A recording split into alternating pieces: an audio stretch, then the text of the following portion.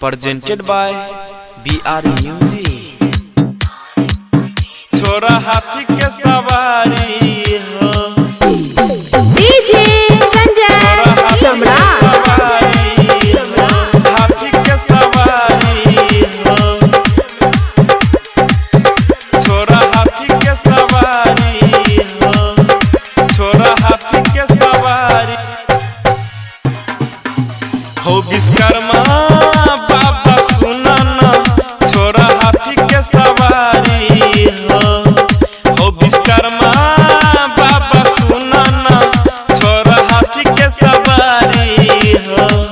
लाला बजाज के नया मॉडल में हाँ बजाज के नया मॉडल में एगो पल्सर के गाड़ी हो विश्वकर्मा बाबा सुना ना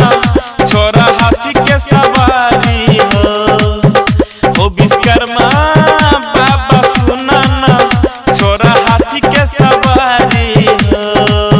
छोरा हाथी के सवारी हो छोरा हाथी के सवारी हो एगो पल्सर के डीजे संजय सम्राट। पल्सर के गाड़ी हो पल्सर के गाड़ी हो छोरा धोती और कुर्ता हाँ पुराना के छोरा धोती और कुर्ता हाँ पुराना के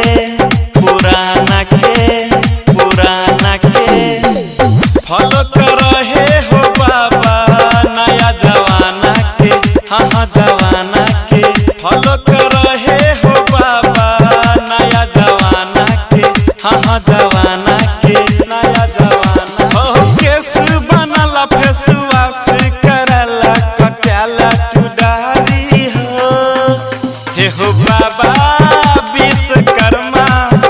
छोरा हाथी के सवारी हो बाबा विश्वकर्मा छोरा हाथी के सवारी हो छोरा हाथी के सवारी हो एगो पल्सर के गाड़ी हो छोरा हाथी के सवारी डीजे संजय सम्राट। छोरा हाथी के सवारी हो लला ओप्पो के मोबाइल डालनेती हो लला वीवो के मोबाइल डालनेती हो